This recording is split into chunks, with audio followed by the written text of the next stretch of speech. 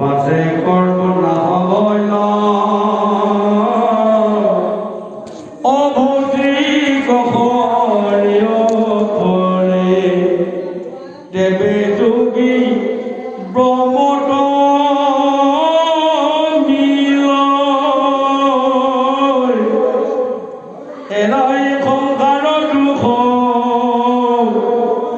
লভে ব্ৰহ্মানন্দ সুখ যেনে চলে জলপবেশ কৃষ্ণ পৰম শ্ৰদ্ধাৰ সেই সাধুগুৰু বৈষ্ণৱসকল, আজি এই কপিল প্ৰভুৰ ভক্তি যুগ ইয়াতে আমি আপোনালোকৰ ওচৰত দুই এষাৰ কৈ যাম। ইয়াতে আমাৰ অজানিতে হৈ যাব পৰা ভুল ত্ৰুটিৰ বাবে আমি আপোনালোকৰ ওচৰত শতকোটিবাৰ ক্ষমা বিচাৰিছোঁ। কদম্বৰ ঋষিয়ে যেতিয়া তেওঁৰ ধ্যানগিৰি দেৱহতী আইক বিয়াকৈ আনিছিলে, বিয়াকৈ আনি থৈ তেওঁ নিজৰ সহধৰ্মীৰ ঘৰত থাকিবলৈ দি তেওঁ তপস্যালৈ যাবলৈ ওলাইছিল। তেতিয়া তেওঁ সহধৰ্মিনী দেৱহতীয়ে ক'লে, হে প্ৰভু, তোমাৰ বাবে মই মোৰ পিতৃ মাতৃ ভাই ককাই বুকুৰ মাজৰ পৰা তোমাৰ হৃদয়লৈ আহিলোঁ আৰু তুমি মোক এৰি থৈ তপস্যালৈ যোৱা, তেনেহ'লে মোৰ জীৱনটো তুমি কি কৰিব ওলাইছা অনাথিনী কৰি, গতিকে ময়ো তোমাৰ লগতে যাওঁ। এই বুলি কৈ দুয়ো তপস্যালৈ গ'ল। তপস্যাত গৈ ৬০,০০০ বছৰ তপস্যা কৰি কৰি কৰি কৰি বহু ভগৱন্ত সন্তুষ্ট হৈ বহু ভগৱন্ত এটি দৰ্শন দিলে। তেতিয়া প্ৰভু ভগৱন্তই ক'লে, হে তোমালোকে মোক কিয় এনেকৈ মাতি আছা? তেতিয়া কদম্ব ঋষিয়ে ক'লে, প্ৰভু, আপোনাৰ নিচিনা সন্তান এটা আমাক লাগে, তাৰ বাবেই তপস্যা কৰি আছোঁ। ভগৱন্তই তথাস্তু বুলি কৈ অন্তৰ্ধান হৈ গ'ল। তাৰপিছত দুয়ো গৃহলৈ আহি নিয়ম নীতি বাৰ খন সকলো চাই দুয়ো সংযোগ হৈ বহু ভগৱন্ত অৱতাৰ কপিল প্ৰভু নামে তেওঁলোকে এটি সন্তান পাইছিল। সেইকাৰণে আমাকো কৈ আছে, এই গোসাঁই গোসাঁনীসকল এটি সন্তান প্ৰহ্লাদ ধ্ৰুৱৰ দৰে সন্তান পাবলৈ হ'লে আমি বহু ভগৱতক অৰ্চন বন্দন কৰি নিয়মে নীতিয়ে সংযোগ কৰিলেহে তেনেকুৱা সন্তান পায়। আৰু যদি কোনো নিয়ম নীতি আচাৰ বিধি নোহোৱাকৈ সন্তান জন্ম কৰা যায়, হিৰণ্যকশিপু কংস ৰাৱণৰ দৰে সন্তান জন্ম হয়। সেই সন্তানৰ দ্বাৰা আপুনিও থাকিব নোৱাৰে, গাঁওখনো থাকিব নোৱাৰে, অত্যাচাৰবোৰত পলাই ফুৰিবলগীয়া হয়। সেইকাৰণে আমি যদি কৃষ্ণ নাম লৈ কৃষ্ণক জপ কৰি যদি প্ৰভু ভগৱন্তৰ নাম লৈ যদি নীতি নিয়মে যদি সন্তান সন্ততি জন্ম দিব পাৰোঁ, তেওঁলোকৰ দ্বাৰাই ঘৰখন শান্তি হ'ব, গাঁওখন শান্তি হ'ব, অসমখনো শান্তি হ'ব। সেইকাৰণে আজি নিজ প্ৰভু ভগৱন্তক কপিল প্ৰভু ৰূপে দেৱহতী গৰ্ভত জন্ম লৈ আজি পুতেকে মাকক জ্ঞান দি আছে। হে মা, শুনা দেৱহতী মা, আজি তোমাৰ গৰ্ভত জন্ম লৈ মই আজি তোমাক কেইটামান জ্ঞানৰ কথা কম, তুমি শুনি যাবা। দেহাবোৰ নেদেখে আৰু কিবা আছে কিবা নাই, কিবা এখনতে বহি ৰৈলা, যেন মধ্যে মাতোৱালৰ প্ৰতিৰ বস্তুবোৰ কিন্তু আছে নাই একো নাজানে। যেনেকৈ এজন মদ খোৱা মানুহ যেতিয়া অভাৰ বহুত নিচাত লাগি যায়, তেওঁ গাত বস্তু আছেনে নাই ক'ব নোৱাৰে। ঠিক আমাকো কৈছে যে এজন ভকতীয়ালা মানুহে ভকতি কৰিবলৈ যাওঁতে তেওঁ কোনোবাই মাতহে দিছেনে, কোনোবাই কান্দিছেনে, ভূক্ষেপ নকৰি যদি একান্ত মনে কৃষ্ণ অস্তুনবন্ধন কৰিব পাৰে, তেতিয়াহ'লে কামত আহিব। গতিকে আমি কৌটি কৌটি জন্ম পুণ্যৰ ফলত এইবাৰ মনুষ্য জন্ম পালোঁ। এইবাৰ মনুষ্য জন্ম পাই যদি মই জ্যেষ্ঠসকলক সন্মান কৰিব নাজানো, মোৰ নিজা পিতৃ মাতৃক সন্মান কৰিব নাজানো, গুৰুসকলক যদি সন্মান কৰিব নোৱাৰোঁ, সৰুসকলকো যদি মৰম কৰিব নোৱাৰোঁ, এই মানৱী জন্ম লোৱা একেবাৰে মিছা। ৰাম নাম নলইলো, হৰিক নভজিলো, কি কাম কৰিলো আমি ঐ ৰাম ৰাম। গতিকে মনুষ্য জন্ম পালোঁ, কিন্তু ৰাম নাম কৃষ্ণক জপ কৰিবলৈ আমাৰ সময় নহয়। গতিকে তেনেভাৱে যদি আমি কৰ্ম কৰা যায়, ইহকাল পৰকাল আমি দুখ পাম বুলি আজি কপিল প্ৰভুৱে মাক দেৱহতীক বুজাই থকা মানে আমাকহে কৈ আছে আপোনালোকে সকলো দেৱহতী মাতৃ। গতিকে আপোনালোকে যদি ইয়াত কৈ থকা দুটা কথা জ্ঞান লৈ যদি গৃহে গৃহে যদি ল'ব পাৰে, ইয়াত শান্তি পাব বুলি আজি কপিল প্ৰভুৱে মাক দেৱহতীক সুন্দৰভাৱে বুজাইছে। জয় জগন্নাথ। এই বুলি কিমান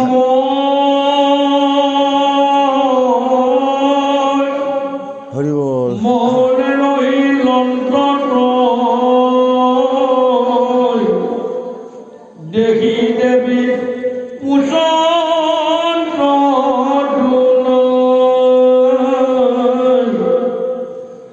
আবে পাপ ভক্তি যুগত বিস্তাৰে কৰি মোক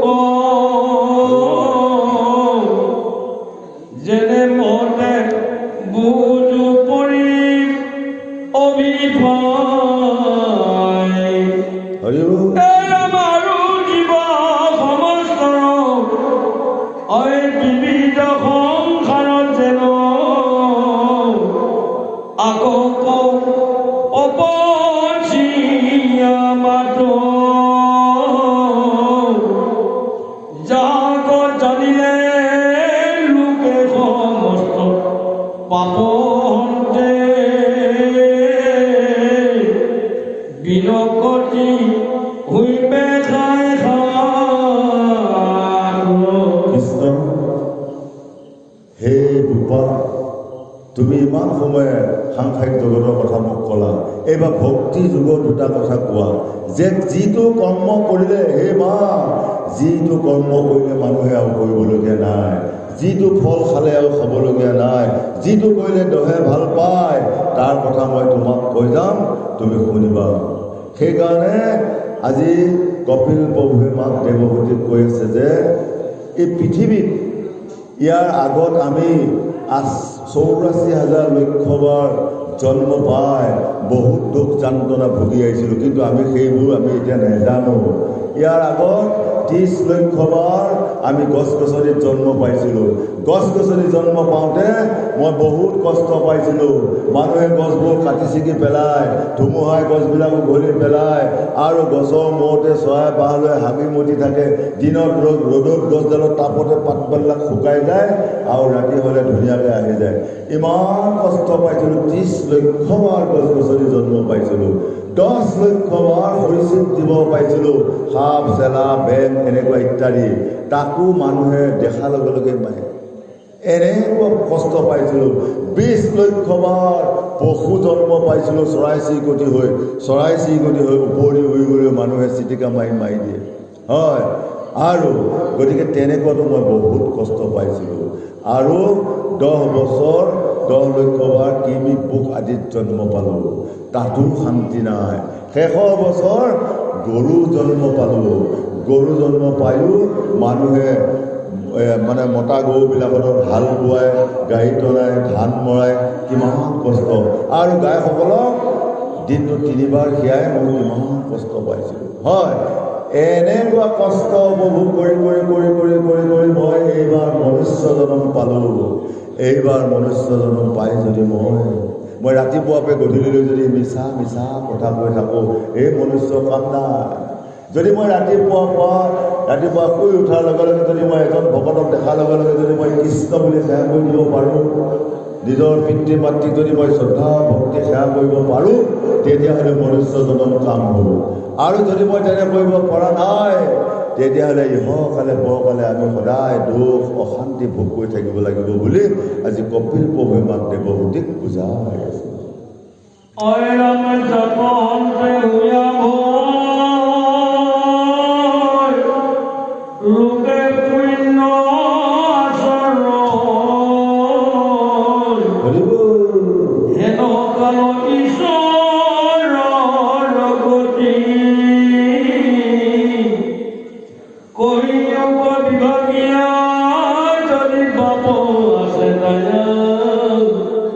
শুনি মই থাকোঁ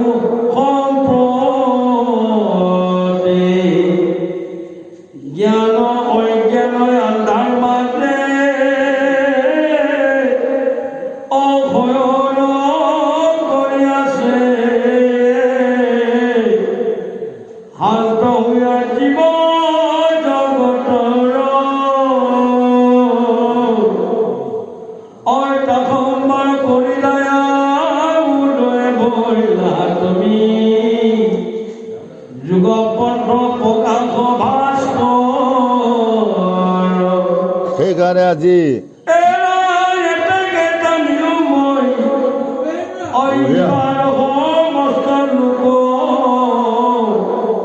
উদাৰ কৰিয়া কি পাম হৰি মোৰ মহাধন আছে অসল খাদ কৰিব হেন প্ৰভু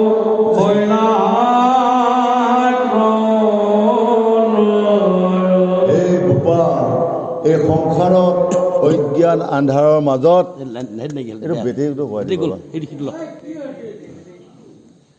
এই সংসাৰত অজ্ঞান আন্ধাৰত পৰি আমি জীৱসমূহে বৰ দুখ পাই আছোঁ। গতিকে এই অজ্ঞান আন্ধাৰৰ পৰা মুক্ত কৰি আমিনো কেনেকৈ মুক্তি লভিব পাৰোঁ তুমি মোক বঢ়িয়াকৈ বুজাই দিয়া। তেতিয়া কপিল প্ৰভুৱে মাকক কৈছে, হে মা মনুৰ নন্দিনী, মোৰ মহাধন্য মোৰ মাতৃ, মনুৰ জীয়াৰী দেৱহূতি। গতিকে মনু ৰজাৰ পৰা সৃষ্টি হোৱা জন্ম হোৱাৰ কাৰণে আমাৰ নাম মানুহ। প্ৰথম মনু ৰজাৰ দিনৰ পৰাই সৃষ্টি হোৱাৰ কাৰণে আমাৰ নাম মানুহ। গতিকে মাকক কৈছে, হে মা তুমি যে মনুষ্য হৈও যে তুমি এনেকৈ ভক্তিৰ কথা শুনিবলৈ যে তুমি আগ্ৰহ কৰিছা তাৰ বাবে মই তোমাক ধন্যবাদ দিছোঁ। গতিকে তুমি একান্ত মনে শুনা, মই যিমান ভক্তি মাৰ্গৰ কথা আছে মই তোমাক সুন্দৰভাৱে বুজাই দিম বুলি আজি কপিল প্ৰভুৱে মাকক বুজাই। কৃষ্ণ জয় ৰাম। অয় ৰাম মই তেৰে কুলন্ত মাতৃৰ সুন্দৰ বাণী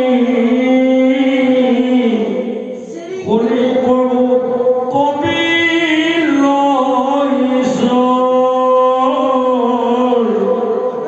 কিবায়ে প্ৰীতি হৈয়া মাতিল প্ৰভাকিয়া কুভৰক চিন্তিয়া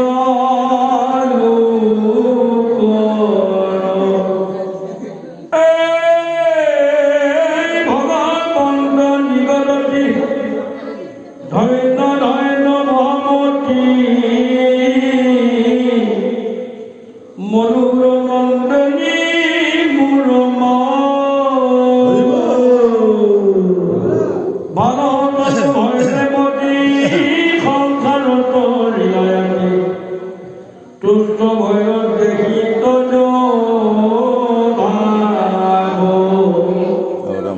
হৰিও ভাগিনিয়াবে অয় প্ৰশ্নৰ উত্তৰ কওঁ ভক্তি পূৰ্ণ বহুবিধ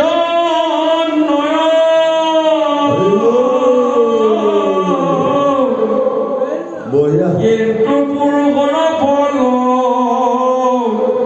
সংকল্প অনুসাৰে ভক্তি নামে মতে ভেদ হয়। আজি কপিল প্ৰভুৱে মা কৈছে, হে মা ধন্য ধন্য মহামতী মনুৰ নন্দিনী মোৰ মা, ভাল তজু ভৈলমতী সংসাৰ কৰিলে গতিকে তজু ভৈলো দেখি তজু ভাবো। তোমাৰ ভাৱটো দেখি আজি মই বৰ সন্তুষ্ট হৈছোঁ।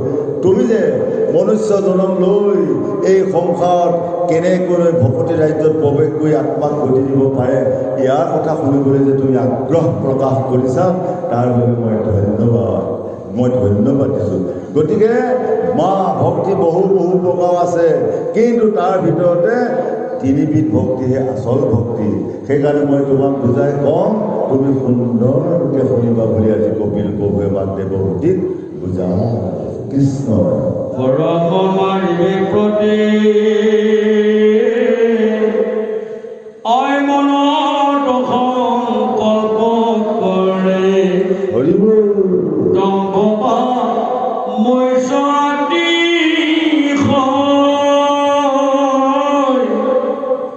এই মতে ভক্তি মুঠ কৰি কৰিলে নাম হয় কোট ভেদ তিনিতে আছই বিষয়ক কৰি আহা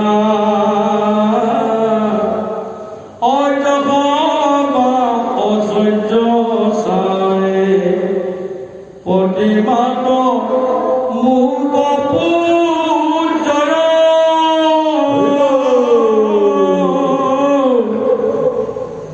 তিনি উপকাৰিতো ৰাজভক্তি মাত্ৰ ততো আগে কহিলো নিশ্চয়। আজি কপিল প্ৰভুৱে মাক দেৱহতী কৈ আছে, হে মা, ভক্তি বহু প্ৰকাৰ, কিন্তু তাৰে ভিতৰত 3 প্ৰকাৰ ভক্তি।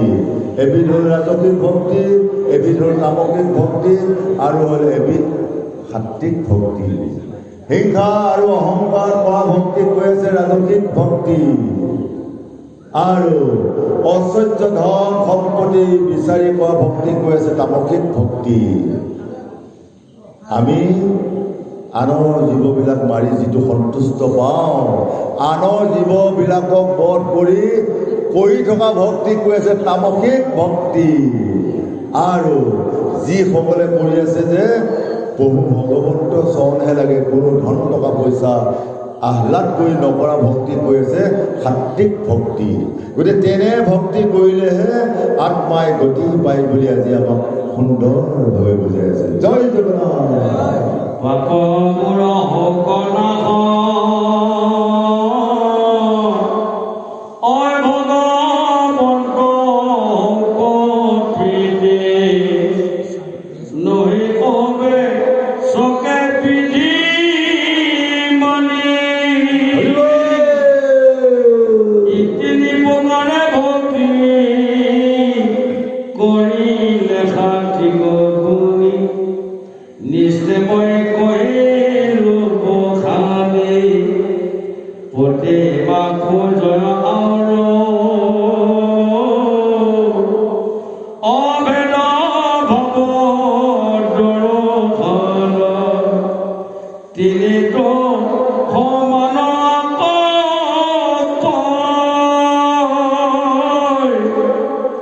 উত্তম মধনে কৰ্মে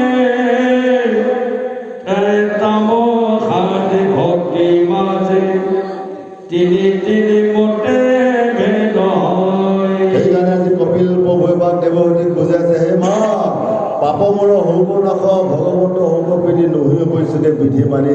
যিসকলে বিধি অমান্য কৰি কৰ্ম কৰি পাপ কাৰ্যত লিপ্ত হৈ মহা পাপ অৰ্জন কৰি আছে, তেওঁসকলেও যদি প্ৰভু নাম একান্ত মানে শ্ৰৱণ কীৰ্তন কৰে, তেতিয়াহ'লে সেই পাপ গুচি ফুল হয়। প্ৰতিমা পূজয় আৰু ভেদভাৱ দৰ্শনৰ তিনিটো সমান আকৌ কয়, উত্তম মধ্যম ক্ৰমে তামসাদি ভক্তিৰ মাজে তিনি মতে ভেদ হয়। উত্তম মধ্যম নৰম 3 প্ৰকাৰ ভক্তি। উত্তম কৰ্ম কৰিলে উত্তম ফল, মধ্যম কৰ্ম কৰিলে মধ্যম ফল, আৰু নৰম কৰ্ম কৰিলে নৰম ফল। গতিকে আমি যিটো কৰ্ম কৰিলে সুন্দৰকৈ গতি পাওঁ তাকেই কৰা উচিত। মানৱ বিজনম লভিও মনাই ভাৰতলৈ আহিলি, হৰি বিনে গতি নাই মনাই তাকো নাজানিলি। ধন জন পুত্ৰ ভাৰ্যা সবা কুশাৱতী মনাই সবা কুশাৱতী, আপোন মনে বহি আছ হৰি কণ ভজি।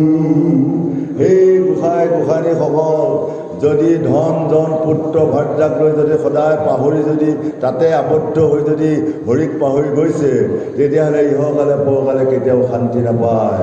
ল'ৰা ছোৱালী পুত্ৰ পৰিবাৰ নাতি পুতি বৰ চেনেহ, এইসকল সুখৰ বন্ধু, এইসকলক আপুনি বজাৰ ঘাট কৰি দি আনি খুৱাই থকালৈ তেওঁলোকে বহুত ভাল পাই আছে। আমাৰ কাকা বঢ়িয়া, যিদিনা মই 6 মাহ 6 বছৰ বিচনাত পৰি যাম সেইদিনা মোক কোনেও ভাল নাপাব। গতিকে এই সভা হ'ল বিশ্বাস, সঁচা মাত্ৰ দুখৰ বন্ধু এক কৃষ্ণ দৈত্যকী নন্দন কৃষ্ণ। আপোনালোকে কৃষ্ণ সংগ কৰক। কৃষ্ণ সংগ ল'লে আপুনি সকলো বিপদৰ পৰা বাচি যাব। আৰু যদি এই সভা ধাতু ৰিপুবিলাকৰ যদি সংগ লয়, ই মহা নৰকত পেলাই এদিন আপোনাক নৰক যান্ত্ৰণা পোৱা যাব। সেইকাৰণে কোনোদিনে আপোনাৰ পুত্ৰসকলক ভাল বুলি এতিয়াই চাৰ্টিফিকেট নিদিব, আপোনাৰ ছোৱালীগৰাকী বঢ়িয়া বুলি এতিয়াই নক'ব, আপোনাৰ মানুহগৰাকীও বঢ়িয়া বুলি এতিয়াই নক'ব। সময়ত দেখা যাব হয় এগৰাকী যেতিয়া আপোনাৰ ছোৱালী ল'ৰাটোক বিয়া কৰাই দিব, এসপ্তাহৰ পাছত চিনি পাব আপোনাৰ ল'ৰাটো কিমান ভাল হয়। সেইকাৰণে পুত্ৰক চিনি পাবা বিবাহৰ পাছত, হয় ভাতৃক চিনি পাবা সম্পত্তিৰ ভাগত, ভাৰ্যাক চিনি পাবা বৃদ্ধ বয়সত, ভগৱন্তক চিনি পাবা অন্তিম কালত। এই গোসাঁই গোসাঁনীসকল আপোনাৰ ল'ৰাটোক যেতিয়া বিয়া কৰাই দিব, এসপ্তাহ এমাহৰ পিছত ক'ব মায়ো তোৰ তৰকাৰীখিনি ইমান ভাল নালাগে হ'ল আকৌ, তাৰ ঘৰতীয়াকৈ বনোৱাখিনি মজা, নিমখ নহ'লেও মজা, তেল মাৰি নিদিলেও মজা, ইমান দিন সৰুকৈ মাকে বনাই থকাখিনি বেয়া হৈ গ'ল হয়। তেতিয়া বুজি পাব যে তাৰ মানুহজনীৰ প্ৰতি মৰমটো দেখাও, মায়ে বাপেক বেয়া হৈ গ'ল হয়। সেইকাৰণে মোৰ ল'ৰাটো বহুত ভাল বুলি কেতিয়াও আগে চাৰ্টিফিকেট নিদিব। আৰু আপোনাৰ মৰমৰ ভাতৃ এটাই আপুনি কৈ ফুৰে মোৰ ভাইটো এনেকুৱা হৈ বঢ়িয়া, কিন্তু যিদিনাখন বেলেগ হৈ সম্পত্তি ভাগ কৰিব, কি কৰিব টাউনৰ মাটিখিনি মোৰ, গাঁৱৰ মাটিখিনিতো টাউনৰ মাটি এক কঠা মাটি বেচিলে আমি এতিয়া একদম 1.5 কোটি টকা, ইয়াত আপোনাৰ 1 বিঘা বেচিলে ধৰি লওক 20, 30, 40, 50 হাজাৰ, আমাৰ একেবাৰে 1.5 কোটি 2 কোটি টকা একঠাৰ দাম। তেতিয়া ভায়েকে ক'ব যে এই টাউনৰ মাটিটো মোৰ হয়, তেতিয়া চিনি পাব ভাই ককাই কিমান মৰম। আৰু আপোনাৰ আইগৰাকী এতিয়া আপোনাক বৰ শ্ৰদ্ধা কৰা দেখুৱাই আছে হয়, কিন্তু যেতিয়া আপুনি শেষ বিচনাত যেতিয়া চব কৰি থাকিব, যেতিয়া একে জেগাতে শৌচ পেচাব কৰি থাকিব, গোন্ধত আপোনাৰ আইগৰাকী কিমান যাব, এসপ্তাহমান যাব যাই পেলাই উচি যাবা নহয় হয় গোন্ধ এইটো।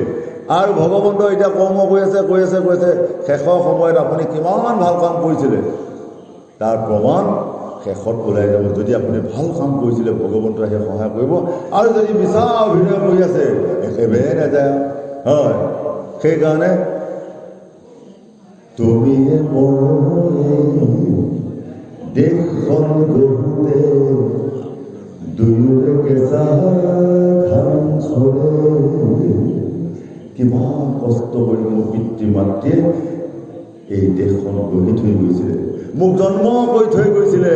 মই জন্ম হৈ মই পিতৃ মাতৃক চিনি নাপাওঁ, মই কি পাওঁ মোৰ শহু শাহুকহে চিনি পাওঁ, শহু শাহুক চিনি পাওঁ। বিহুৱে শহা দিয়ে শহু শাহুৱে কি মাছ ভাল পায় মই তাত দিওঁ, কিন্তু মোৰ বৃদ্ধ পিতৃ মাতৃক মই চিনি নাপাওঁ। এনেকুৱা এটা দিন আহি আছে আপুনি মই কান্দি কান্দি থাকিলেও মই যে এদিন ভাত নিদিব। সেইকাৰণে এই গোসাঁই গোসাঁনীসকল কৌটি কৌটি জন্ম পুণ্যৰ ফলত এইবাৰ মনুষ্য জন্ম পালোঁ। এইবাৰ মনুষ্য জন্মটো পাই যদি হৰিত ভকতি নকৰি খোৱা বোৱা মায়া মোহত পৰি যদি বিফলে খেদাওঁ, তেতিয়াহ'লে ইহকালে পৰকালে আমি দুখ দুখ দুখ পাম বুলি আজি সুন্দৰভাৱে বুজাই আছে। জয় জগন্নাথ।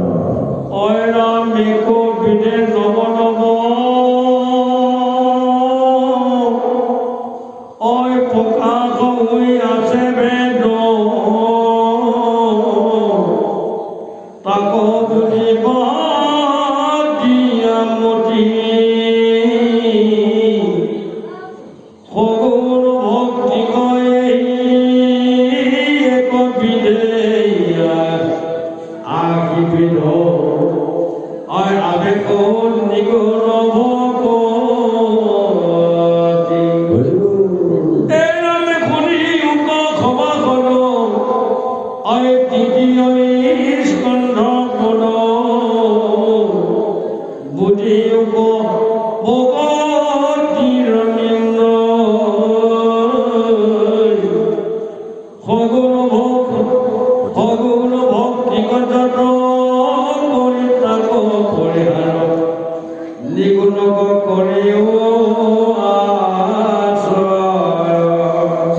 আছে হে মা ভক্তি নৱ নৱ প্ৰকাৰে হৈ আছে ভেদ তাক বুজি বাহা দিয়া মতি সগুণ ভকতি এই একাধিক আশীৰ্বিধ আবেগ নিৰ্গুণ ভকতি গতিকে সকলো বাদ দি ৮১বিধ ভক্তিৰ মাজত ভক্তি মাত্ৰ ৩বিধেই ৰাজসিক তামসিক আৰু সাত্বিক এতিয়া আমি এই তিনিটা হ'ল গুণ ইয়াক ৩বিধকে বাদ দি পেলাই যদি নিৰ্গুণ ভক্তি কৰা যায় তেতিয়াহ'লে আমি আত্মাক গতি দিব পৰা যায় সেইকাৰণে আমি মনুষ্য জনম লৈ যদি বেয়াবিলাক ত্যাগ কৰিব পাৰোঁ ভালবিলাক যদি ল'ব পাৰোঁ তেতিয়াহ'লে আমি সকলে পৰকালে শান্তি পাম আৰু যদি বেয়াবিলাককে সদায় অনুসৰণ কৰি যদি মোৰ আদৰ্শ লৈ যদি ল'ৰা ছোৱালীয়ে যদি বেয়া সভাকে কৰি থাকে তেতিয়া গোটেই গৃহখনে অশান্তি ভোগ কৰিব লাগিব সেইকাৰণে আজি কপিল প্ৰভুৱে মাক দেৱহতীক সুন্দৰভাৱে বুজাই আছে জীৱন এখন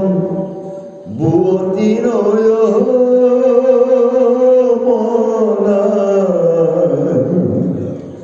ধীৰে ধীৰে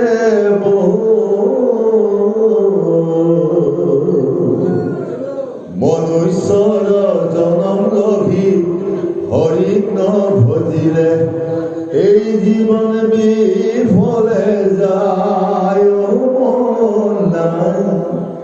এই জীৱন বিফলে যায় যদি মনুষ্য জনম লৈ মই যদি জ্যেষ্ঠজনকো সেৱা কৰিব নোৱাৰোঁ হৰিক সেৱা কৰিব নোৱাৰোঁ মই কিহৰ মনুষ্য চাৰিমুঠি জীৱ গজন ভৱন ভুৱনৰ ভিতৰত মনুষ্য ৪টা বস্তু বেছি মনুষ্য কি আছে জ্ঞান বিবেক ভয় লাজ এই ৪টা বস্তু বেছি মনুষ্যই ভকতি কৰিব পাৰে মনুষ্যই ভাল বস্তু খাব পাৰে মনুষ্যই মান সন্মান বুজি পায় মনুষ্যই লাজ বুজি পায় কিন্তু কুকুৰ এটাই সেইটো বুজি নাপায় গাহৰি শিয়াল কুকুৰেও ১০১ সন্তান জন্ম পোৱাৰ অধিকাৰ আছে কিন্তু হৰিগুণ হৰিকীৰ্তন শুনাৰ অধিকাৰ নাই সেইকাৰণে আজি কপিল প্ৰভুৱে মাক দেৱহতীক কৈ আছে যে হে মা সগুণ ভকতিটো বাদ দি নিৰ্গুণ ভকতি যদি যাব পাৰে তেতিয়াহ'লে আত্মাক গতি দিব পাৰিব বুলি আজি সুন্দৰভাৱে বুজাই আছে জয় জগন্নাথ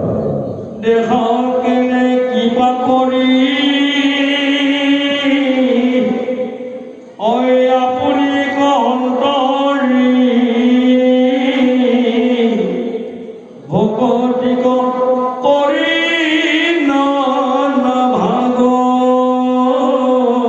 কৃষ্ণ এতেকে নিগুণ ভক্তি ধৰি উপদিয়া কৰে দেৱী ঈশ্বৰক পাইব লাগ নব নব দিয়া বন্ধু কৃষ্ণ দেৱ কিবা সিন্ধু তদ পাৱে পকিলো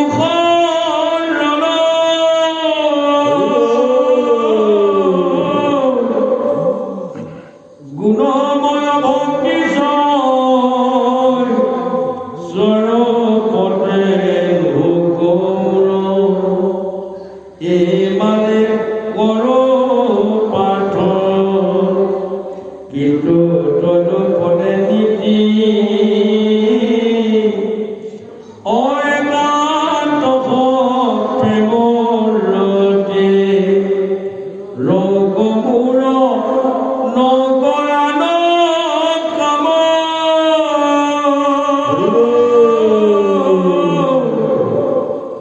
সবাই যান মাধৱত্ৰ বল ডাকি চাৰে বোল ৰাম ৰাম হৰি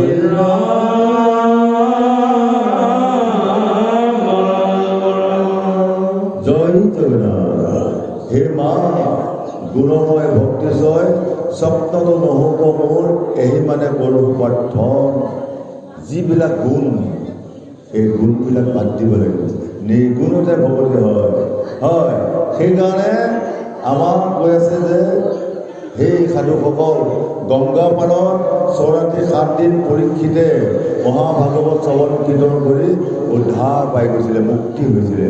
আজি আমিও এইখন গংগা পাৰত যদি একান্ত মানে পৰীক্ষিতে শুনাৰ দৰে শুনিব পাৰোঁ, পৰীক্ষিতে লোৱাৰ দৰে ল'ব পাৰোঁ, পৰীক্ষিতে কৰাৰ দৰে কৰিব পাৰোঁ, আমিও মুক্তি নোপোৱা কোনো কাৰণ নাই। সেইকাৰণে সত ৰজ তম সকলো বাদ দি নিৰ্গুণ ভকতি দিশে যদি আমি কৰ্ম কৰিব পাৰোঁ, ইহকালে পৰকালে শান্তি পাম বুলি আজি সুন্দৰ হৈ উলিয়াইছে। জয় জগন্নাথ। কওক কওক। হয় হয়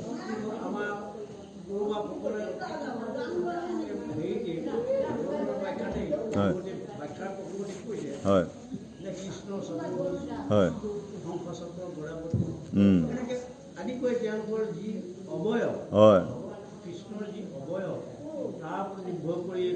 হয় সেইখিনি গুণময় হৈছে। হয় আচ্ছা, নিৰ্গুণটো আপোনাৰ আমাক এনেকৈ কৈ আছে যে আমি যেতিয়া কৃষ্ণ সেৱা কৰিবলৈ যাওঁ, হৰি সেৱা কৰিবলৈ যাওঁ, কোনোবা এঘৰত কিবা প্ৰভু কৰ্ম কৰিবলৈ যাওঁ, তাত খালি কি আমি কাক দেখিব লাগিব? ভকতক মানে কৃষ্ণ মূৰ্তি দেখিব লাগিব। কৃষ্ণ মূৰ্তি দেখি মই ভক্তি কৰি অৰ্চন বন্দন কৰি তাত মই প্ৰভুৰ ওচৰতেই নিবেদন, আত্মাটো নিবেদন কৰিব লাগিব। তাত যদি মই কিছুমান ধন টকা পইচা সম্পত্তি দিয়ক বুলি যদি নিবেদন কৰা হয়, তেতিয়াহ'লে সি হ'ল গুণময় ভক্তি। আৰু যেতিয়া আজি দেউৰীজনে আগভাগ কৰি আছে, দেউৰীজনে যেতিয়া সমস্ত আত্মা নিবেদন কৰি যেতিয়া পূজা সেৱা কৰিবলৈ প্ৰভুৰ ওচৰত অৰ্পণ কৰিছে, সেইটো হ'ল নিৰ্গুণ ভকতি। আৰু যদি মই যদি কওঁ প্ৰভু মোক 1 কোটি টকা লাগে, প্ৰভু মই তাকে তোমাক সেৱা কৰিছোঁ, এনেভাৱে যদি ভক্তি কৰা হয়, সেইটো হ'ল গুণময়। আৰু একো নিবিচাৰাকৈ কৰা ভক্তিয়ে হৈছে নিৰ্গুণ ভকতি। কৃষ্ণ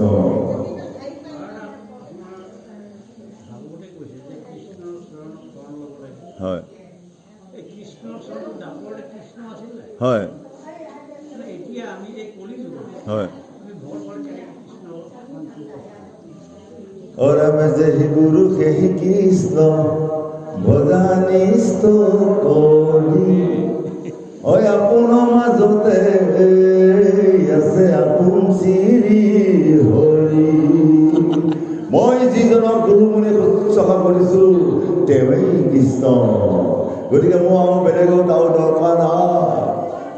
হয়, এই ৰাম নাম প্ৰথম পুষ্পৰ নাম ইন্দ্ৰিয় দমন, ৰাম ৰাম ইন্দ্ৰিয় দমন। দ্বিতীয় পুষ্পৰ নাম হিংসা নিবাৰণ, কি দিয়া পুজিম প্ৰভু।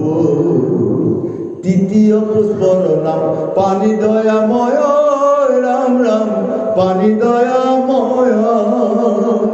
সমানামে 4 পুষ্প জানিবা নিশ্চয়, কি দিয়া পুজিম প্ৰভু। হয়নে? আজি মোৰ দেহত থকা 11টা ইন্দ্ৰিয় যদি মই সংযম কৰিব পাৰোঁ, মোৰ কামত আহি গ'ল। আৰু জীৱৰ প্ৰতি যদি মই হিংসাটো কমাই দিব পাৰোঁ, কামত আহি গ'ল। সকলো জীৱনে যদি প্ৰাণী দয়াময় হ'ল, কামত আহি গ'ল। আৰু ক্ষমা, কোনোবা এজনে যদি বেয়া কথাও কৈছে, এচৰ মাৰিছেও, তাত যদি মই ক্ষমা কৰি দিব পাৰোঁ, তেতিয়াহ'লে মোৰ ভক্তি কাম হৈ গ'ল। কোনোবাই যদি কিবা এটা টান কথা কোৱাৰ লগে লগে যদি হাতখন দাং খাই যায়, এদিন কালফোৱা খফোৱা বেংকা মোৱাই পাক জৰি লৈ মজবুত লোহাৰ ৰাইদান লৈ টঙনিয়াই লৈ যাব। এইকেইখন হাত দিছিলোঁ সাধু গুৰু বৈষ্ণৱক সেৱা কৰিবৰ কাৰণে। কৃষ্ণ বুলিব, কৃষ্ণ নকওঁ। ডাঙৰ মানুহক হাত দাঙি যা ল এচুত বুলি হাতখন এইখিনিতে টঙনিয়াই ভাঙি ওলোৱাই থাকে। হয়, আকৌ মুখখন দিছিলে আপোনাৰ সাধু সংগ কৃষ্ণ নাম কৰিবৰ কাৰণে। পাঠত আহি পেলাই কৃষ্ণ নাম নলওঁ, কি হয় খালি মাছৰে খালি মাংসৰে বনাই থৈ আহিছোঁ আজি, অমুখে তুমুখে ধুনীয়া কথা। মুখখন সেইটো কাৰণে কৃষ্ণ নাম নললি, 1 চুট দিয়া ল'লে মুখৰ দাঁত একে চব খলকাই দি গোটা গুটি কৰি দিব। চকুকেইটা দিছিলে সাধু সংগ ভকতৰ দৰ্শন কৰিবা। কোনটো ভাল কোনটো বেয়া এইটোকে চা, চকুকেইটাও মানে উলিয়াই দিব। কাণকেইখন দিছিলে ভগৱানৰ নাম কীৰ্তন শুনাৰ কাৰণে। যদি মই সঠিকভাৱে ভগৱানৰ কথা যদি নুশুনো, গ্ৰাম্য কথা পাতি থাকোঁ, এদিন টপত খলা সোমোৱাই ইপা সিপা কৰি দিব। ই এটা মজবুত গাঁত বনাই দিলে। হয়, আৰু নাককেইটা দিছিলে আপোনাৰ ধূপ দ্বীপ ফুল পুষ্প তুলসী গন্ধ লগা। ইয়াত আকৌ মাংস গোন্ধ, মাছৰ গোন্ধ, ব্ৰইলাৰ গোন্ধ, এনেকুৱাভাৱে যদি থকা যায় এদিন মানে কাল পোৱা হ'ব টমনীয়াই সুধি টাঙন দিব। সেইদিনাখন মায়ো বুলি ক'লেও কোনো বস্তু নাই। সেইকাৰণে আমি সকলো পৰিহাৰ কৰি এক কৃষ্ণ ওচৰত শৰণ লৈ সাধুগুৰু বৈষ্ণৱক যদি মই মানিব পাৰোঁ, পিতৃ মাতৃক যদি মানিব পাৰোঁ, এই মনুষ্যজনক মই লোৱা কামত আহিব। মই যদি পিতৃ মাতৃ সকলোকে নেমানো, উৰিষ্যাত যায় এমন মাহ প্ৰসাদ দি পেলাই যদি ৰাম নাম গাই থকা যায়, সেয়া ৰাম নামৰ কাম নাই। যদি মই নিজৰ ঘৰত থকা পিতৃ মাতৃসকলক সদায় মৰিগাঁও যাওঁতে যদি মায়ো মই মৰিগাঁৱলৈ যাওঁ, মায়ে এবাৰ ভৰিখন চুই যদি সেৱা কৰি যাব পাওঁ, মাতৃয়ে ক'ব তথাস্তু বাবা বঢ়িয়া দেই। সেই আশীৰ্বাদত আপুনি ঘূৰি আহি ক্লিয়াৰ হৈ থাকিব পাৰিব। যদি কৃষ্ণ গোসাঁই ঘৰত আপুনি ৰাতিপুৱা সোমালে তিলক ধাম কৰিলে, মাকজনী বাটতে চোতালতে বহি থাকে, গোসাঁই ঘৰ পৰা আহিবলৈ মই মায়ে আকৌ সেৱা এটা নকৰে, তেতিয়াহ'লে মোৰ কামত আহিব? কামত নাই, সেয়া ভক্তি হয়। সেইকাৰণে পিতৃ মাতৃক আমি শ্ৰদ্ধা কৰিব লাগিব। সেই তেনেভাৱে ভক্তি কৰিলেহে ইহকালে পৰকালে শান্তি পাম বুলি আজি আমাক বুজা জয়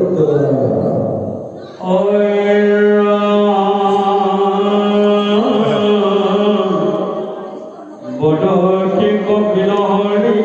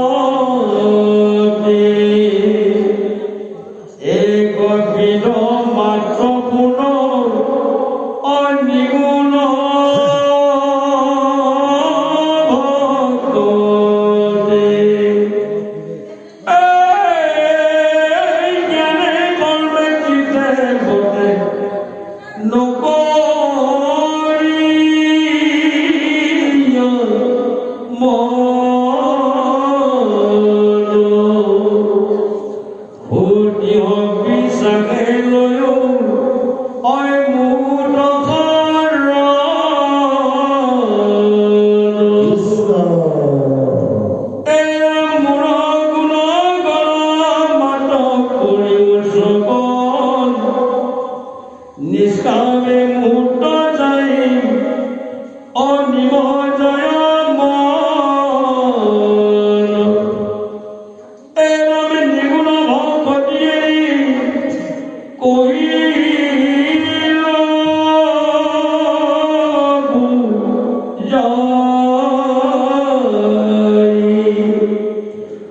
মই ভবে ইটো ভক্তি ও এরা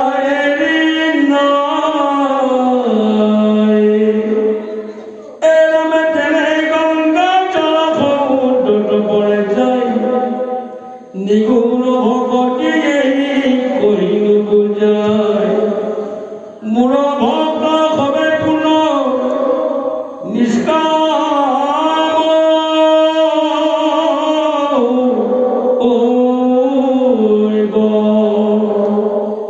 এই কথা নিশ্চয় মাও অশুনিও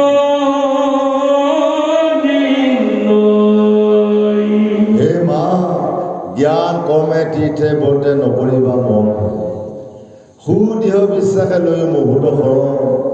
আমি ইন্দ্ৰিয় তৃপ্তিৰ কাৰণে আমি তীৰ্থ ভ্ৰমণত যাওঁ, সিও বেয়া নহয়, কিন্তু শাস্ত্ৰই কৈ আছে তীৰ্থে বৰ্তে নকৰিবা মন, সুদৃঢ় বিশ্বাসে লৈ মুহূৰ্ত শৰণ। যদি একান্ত মানে মুহূৰ্ত শৰণ লৈ যদি ভক্তি কৰিব পৰা যায়, তাতেহে গতি পায়। মোৰ গুণগণ মাত্ৰ কৰিব শ্ৰৱণ, নিষ্কামে মুহূৰ্ত যায় নিমজয় মন। মোৰ যি কৃষ্ণ লীলা আছে ইয়াক শ্ৰৱণ কৰিবা আৰু মোৰ গুণ কীৰ্তন কৰিবা। নিৰ্গুণ ভকতি আহি কহিলো বুজায়, এই সময় এইটো ভক্তি এৰাই নাই। ভকত আৰু ভগৱান কোনোদিনে এৰাই নাই। তেনেকৈ কৈছে যে গংগা জল যায় সমুদ্ৰত পৰে, ব্ৰহ্মপুত্ৰ, যমুনা, গংগা, আমাৰ যিমান নদ নদী আছে যায় ক'ত বৈগৈ? সাগৰত বৈগৈ, সাগৰত লৈ হৈ যায়। আমাকো কৈছে ভকতো আহিবলৈ মোৰ হিয়াত লীন হৈ যাব লাগে। তেতিয়াহ'লে আমি গতি পাই যাওঁ। গতিকে আমাক সদায় প্ৰভু ভগৱন্তই আমাক এই তুলনাটো দেখুৱাই আছে। গতিকে আমি মায়া মোহবিলাক যদি লাহে লাহে ক্ৰমান্বয়ে যদি বাদ দি যদি প্ৰভু ভগৱন্তৰ লগত লীন হৈ যোৱা ব্যৱস্থা কৰিব পাৰোঁ, ইহকালে পৰকালে আমি শান্তি পাম বুলি বুজা কৃষ্ণ।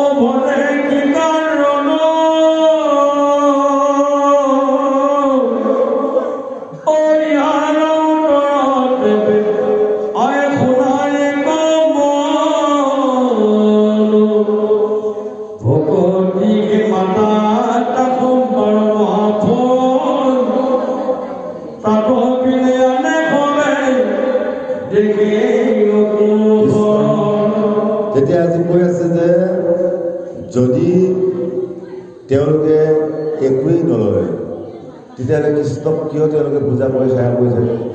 তেতিয়া আজি তাৰ উত্তৰত প্ৰভু ভগৱন্তই কৈছে যে শালুক্য, সামিপ্ৰ, সাৰূপ্য, আৱৰ আৰু সাজুৰ্য 5টা মূৰ্তি আছে। তেওঁলোকে মুক্তি নিবিচাৰে আৰু মই ধন জন দি থাকিলেও তেওঁলোকে নলয়।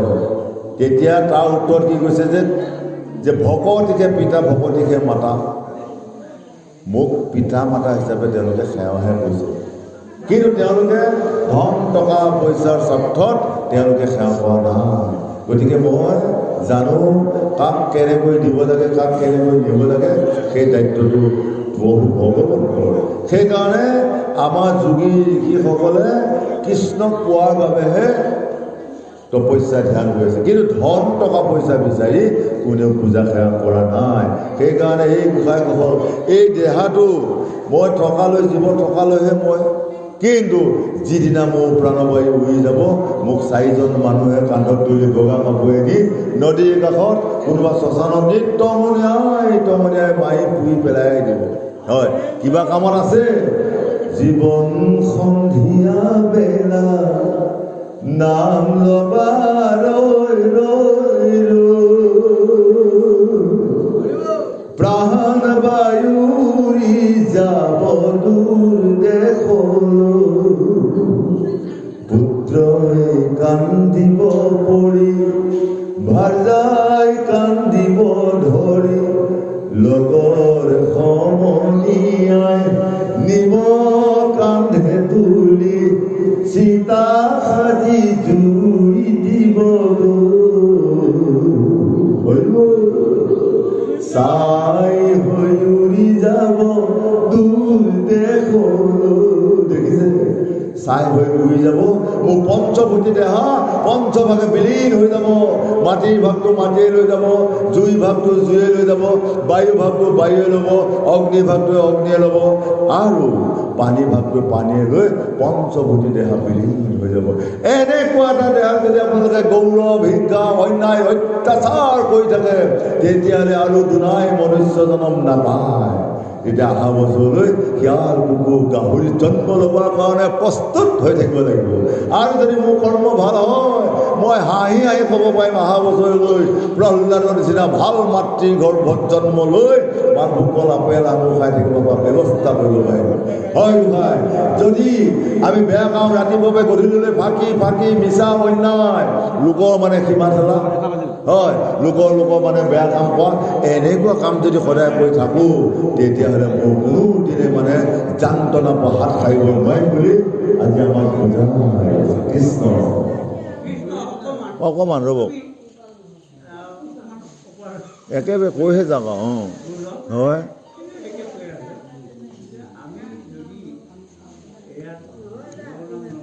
হয়,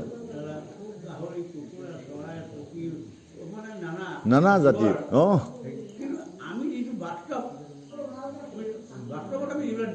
হয়, একেবাৰে কমি যাব হয় হয় কমজোৰি হ'ব হয় এইটোৱে হয়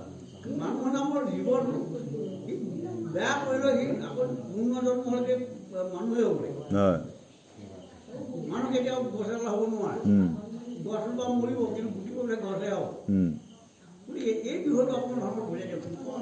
আপোনাৰ তত্ত্বৰসমিত জ্ঞান মঞ্জিত কৈ আছে যে মানুহ মৰিলে 4 লক্ষ বালে আকৌ মানুহে হয় কিন্তু মোৰ যে কৰ্মটো বেয়া হৈ গ'ল মই একেবাৰে অঘাইতম গেধত জন্ম পাম য'ত মানে কাউৰী সগুণৰ নিচিনা কা কা হুলস্থুল তেনেকুৱা এটাত জন্ম পাম বুলি সেই ভাগৱত শাস্ত্ৰখনে কৈ আছে গতিকে যদি মই জ্ঞান হোৱাৰ পৰা বুজা শক্তি হোৱাৰ পৰা যদি মই বেয়াটো বাদ দি যদি মই সদায় ভাল কাম কৰিব পাৰোঁ তেতিয়াহ'লে মই কায়দু ৰাণীৰ নিচিনা গৰ্ভত জন্ম লৈ প্ৰহ্লাদৰ নিচিনা কৰ্ম কৰিব পাৰিম আৰু যদি সদায় বেয়া বেয়া কৰ্ম কৰি থাকোঁ তেতিয়াহ'লে আপোনাৰ হিৰণ্যকশিপুৰৰ নিচিনা কংস ৰাৱণৰ নিচিনা জন্ম লৈ নানান অত্যাচাৰ ভোগ কৰি মই সান্তনা ভোগ কৰিব লাগিব গতিকে মই এইটো জন্মত যদি ভাল কাম কৰি যাব পাৰোঁ সিটো জন্মত মই তাৰ ফলে মই ভাল জন্ম পাম আমি অধমে এতিয়া সিটো জন্মত আমি চাগে অলপমান ভাল কাম কৰিছিলোঁ সেইকাৰণে এতিয়া সাধু বৈষ্ণৱ আগত শাস্ত্ৰ ভাগৱত পঢ়িব পাৰিছিলোঁ আৰু ইয়াৰ মূলতে মোৰ পিতৃ মাতৃ বঢ়িয়া মই পিতৃ মাতৃকেই মানে মই চাৰ্টিফিকেটখন দিব লাগিব তেওঁলোকে জানিছিল তেওঁলোকে বুজিছিল যে এনেকুৱা এটা সময় ভগৱন্তক অৰ্পণ কৰিহে তেওঁলোকে সংযোগ হৈছিলে কাৰণে আজি আপোনাক ক'ব পৰা ধৰি ল'বলৈ সুবিধাকণ পালোঁ অসমত বহুত দোকান আছে কিন্তু চবতেতো মাল খোৱা নাযায় এইখন গাঁৱতে বহুত পাঠক আছে চবকে যদি কয় তেওঁক যদি কয় পুথিখন পচলে বা তেওঁক মই নোৱাৰিম হয় এইটো হ'ল পূৰ্বজন্ম পূৰ্ণ জমা হৈ থকা বস্তু এইবাৰ যদি মই ভাল কাম কৰি যাব পাৰোঁ অহাবাৰ মই আকৌ ইয়াতকৈ উপকৰ্ম কৰিব পাৰিম সেইকাৰণে আমি মনুষ্য জন্ম লৈ আমি যদি এবাৰ যদি ভাল কাম কৰি যাব পাৰোঁ তেতিয়াহ'লে আমাৰ কামত আহিব নহ'লে এই দেহাৰ মূল্য নাই পুৰা দিলে হইবে প্রাণবায়ু সারিয়া যাইবে নদী কূলে হবে বাসর অন্তিম কালে নদীর কূলে হবে বাসর অন্তিম কালে অমন রসনা তুমি কিয়া জানো না সঙ্গে তোর কেউ যাবে না সময় থাকিতে কেনে গুরুক ভজিল না গতিকে আমি সময় থাকোঁতে যদি গুৰুক নভজোঁ আমি যদি এই অধ্যয়ন নকৰোঁ তেতিয়াহ'লে আমি মনুষ্য জন্মলৈ কামত নাই যদি সময়মতে যদি কাৰপাত লগোৱা যায় সময়মতে হাল বাই এতিয়া বহাগ মাহ জেঠৰ প্ৰথম শেষতে যদি শালি ধান লগোৱা যায় ধুনীয়াকৈ পাব আৰু যদি আপুনি ভাদ লাষ্টত পেলায় তেতিয়াহ'লে বিঘাটোত দুমোন ধান পাব গতিকে আমি এতিয়াৰ পৰাই যদি আমি ভক্তি মাধ্যমত যদি আমি ভকতি দিশত আগুৱাই গৈ যদি আমি প্ৰভু ভগৱন্তক যদি গুণানুকীৰ্তন কৰি সাধুগুৰু বৈষ্ণৱক যদি সেৱা কৰিব শিকোঁ আহাবা মনুষ্য জন্ম লৈ দীঘল দীঘল অমৃত সাগৰ মালভোগ কল আপেল আঙুৰ ধুনীয়াকৈ খাই থাকিব পাৰিম আৰু যদি বেয়া কাম কৰোঁ অহা বছৰ একদম তিতা কেৰেলাৰ নিচিনা তিতা কেৰেলা কিছুমান বনাই থৈ দিব সদায় দুপৰীয়াও তিতা কেৰেলা ৰাতিও তিতা শুকুতা পাত এয়া বাহিৰাও গতি সেইকাৰণে এই মনুষ্য জন্ম লৈ আমি সদায় ভাল কাম পিতৃসকলক মানক মাতৃসকলক মানক জ্যেষ্ঠসকলক মানক দেখিব আহাবাৰ ৰাম নাম সত্য হৈ একদম সুন্দৰ একদম ধুনীয়া জীৱন যাপন লৈ চলিব পাৰিব বুলি আজি বুজাইছে জয় জগন্নাথ মজা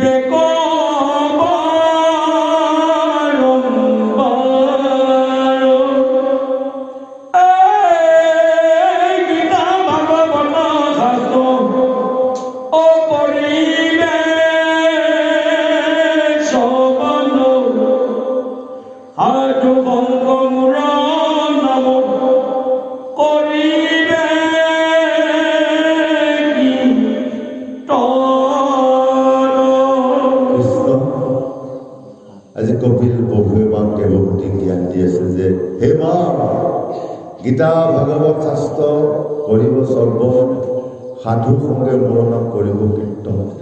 আজি এই সাধু সংগৰ মাজত হৰিনাম প্ৰসৱ হৈ আছে। আজি যদি এনেকুৱা কৰ্মভাগ যদি পৃথিৱীত নাথাকিলে হ'ল, এই পৃথিৱী কেতিয়াবাই ধ্বংস হৈ গ'ল। কিন্তু হৰিনাম হৰিকীৰ্তন মহাভাগৱত শ্ৰৱণ কীৰ্তন হৈ থকাৰ বাবে যুগী যুগীসকলে সাধু সংগ কৰি থকাৰ বাবে আজি পৃথিৱী ৩২ বা ৩৫ বা ভূমিকম্প মাৰিলেও অসমখন বাচি আছে। যোৱা বছৰ আগৰ বছৰ কিমান ভূমিকম্প, তথাপিতো অসমখন বঢ়িয়াকৈ আছে। হয়, কি হৈ আছে? অসমখনত হৰিনাম হৰিকীৰ্তন ভাগৱত সদায় হৈ আছে। আমাৰ মৰিগাঁও জিলাখনত আপুনি সন্ধিয়া বহি লোৱাৰ লগে লগে পূব পশ্চিম উত্তৰ দক্ষিণ কোনো ফালৰ পৰা আপুনি হৰিনাম হৰিকীৰ্তন শুনিয়ে থাকিব। হয়, নেগেৰা মাত নহয়, ভাগৱতৰ মাত নহ'লে কীৰ্তন মাত নহ'লে নামৰ মাত শুনিয়ে থাকিব। এনেকুৱা হৰিনাম হৰিকীৰ্তন হৈ আহি থাকিলে তাত পাপী আহিব পাৰিব, তাত জম আহিব পাৰিব, তাত কিবা দুৰ্ভিক হ'ব পাৰিব? একেবাৰে নোৱাৰিব। সি এতিয়া আপোনাৰ ভাগৱত হৈ আছে, আমাৰ গোসাঁইসকলে কৈ আছে, এতিয়া কলি ইয়াত নাই, কলি সেই দৰ্জাৰ মুখতে ৰৈ আছে। আপোনাৰ সবে এতিয়া বঢ়িয়াকৈ ভাবি আছে, বঢ়িয়া যদি ইয়াত আপোনালোকে ভাগৱতে যদি একমতে মন নিদিয়ে, যাওঁতে আপোনাৰ সেই বাটতে লগ লৈ যাব। লগ লৈ গৈ ঘৰত একেবাৰে মতা মানুহটোৰ লগত যোৱা বাটে কাজিয়া হৈ যাব। কাজিয়া হৈ তামোল কিল মাৰপিট। যদি ইয়াত একান্ত মানে মন দি যদি শুনা যায়, এই কলিয়ে কিন্তু ইয়াতে কাকো লগ ধৰিব নোৱাৰে। হৰিনামে চব খতম কৰি দিব পাৰে। গতিকে হৰিনাম গোটাখন জুইৰ দৰে, একুৱা জুইত আপোনাৰ এক ট্ৰাক শুকান পাত দিয়ক, চব পুৰি দিব। সি নকয় আৰু নালাগে বুলি, সি কৈহে থাকে আৰু দিয়ে থাকে যিমান দেৰি একে পুৰি গৈ থাকিব। গতিকে হৰিনাম গোটাখন গতিকে জুইৰ দৰে। গতিকে এই জুইক আমি যদি ভয় কৰি যদি কৃষ্ণ নাম যদি আমি ভয় কৰি যদি আমি কৃষ্ণ নাম যদি একান্ত মানে ল'ব পাৰোঁ, ইহকালে পৰকালে সুখ শান্তি পাম বুলি আজি ধুনীয়াকৈ বুজাই আছে কৃষ্ণ নাম। কৈয়ে যাওক। হয়,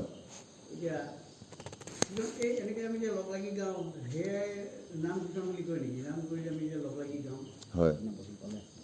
এতিয়া আপোনাৰ বহুতটা মাৰ্গ আছে নহয় আমাৰ অসমখনত। হয়, এতিয়া চৈতন্য পন্থসকলে খোল মৃদংগ কৰতাল লৈ হৰে কৃষ্ণ গাই আছে। আমি শংকৰীয়াসকলে একেবাৰে দবা তাল লৈ একদম শংকৰ নাম বৰতাল লৈ গাই আছোঁ।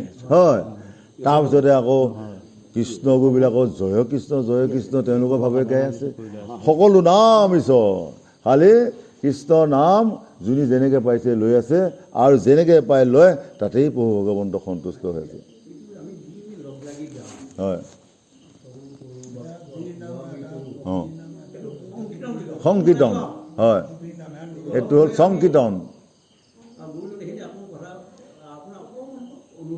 হয়, গতিকে এই মানে আমাৰ সকলোৰে ভাগক দুই নম্বৰতে আমি অকণমান বঢ়িয়া আলোচনা বঢ়িয়াহে আৰু এতিয়া হয়তো বন্ধু ভাঙিব ভাঙিয়ে যাব নহয় হয় খুব যত্ন কৰি আছে হয় হয় এতিয়া সংকীৰ্তন বুলি কওঁতে আমি লগ লাগি কোৱা হয় বা নাম লোৱা নাম লোৱা হয় সেই নামে নাম হয় জানো আৰু নাম আছে অঁ আছে সেই নামে নাম নহয় হয় গতিকে আৰু নাম আছে এতিয়া আমি বীৰ নাম আমি যেতিয়া গুৰুৰ ওচৰত ল'লোঁ যিখিনি ভজন কীৰ্তন 4খন দেশৰ কথা টোল প্ৰৱৰ্তক সাধক সিদ্ধি যোনে যিখন দেশত যায় সেইমতে কৰ্ম পায় গতিকে কোনোবাই সিদ্ধি দেশত গৈছে সিদ্ধি যুগৰ মাৰ্গ কাম কৰি আছে কোনোবাই থোলত আছে থোলৰ কৰ্ম কৰি আছে গতিকে যিয়ে যেনেভাৱে নাম পাইছে তেনেভাৱে নাম সংকীৰ্তন কৰি আছে কোনোবাই যদি ক শ্ৰেণীত গৈ পেলাই কটোকেও লিখি থৈ আহিছে সি পাছ কৰি গৈছে আৰু ক শ্ৰেণীটো গৈ পেলাই আকৌ আপোনাৰ 10ত যাই পেলাই সি লিখিব নোৱাৰে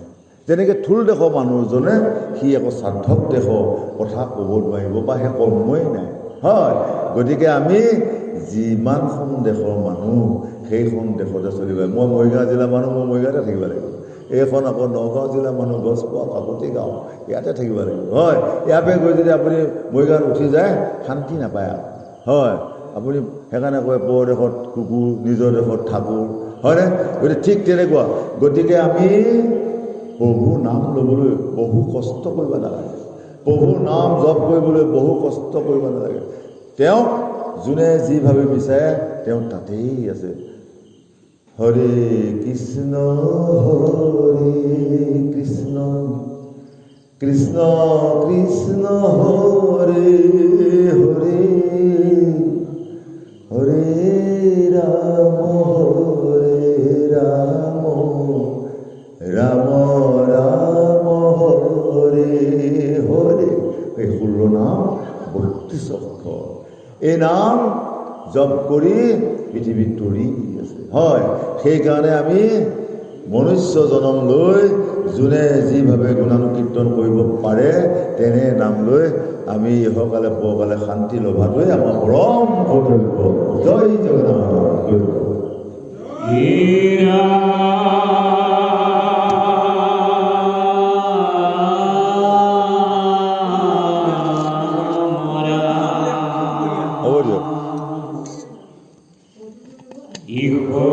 সাধনে যিটো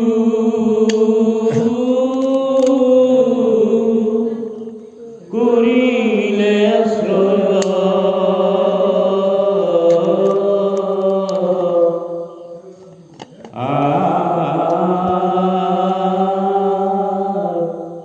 অনায়াসে মুত হবে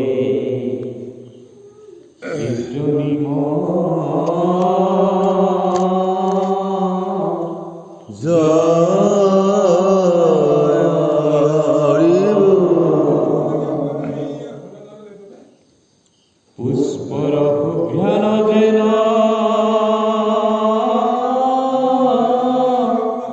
প্ৰবেশে না থাকা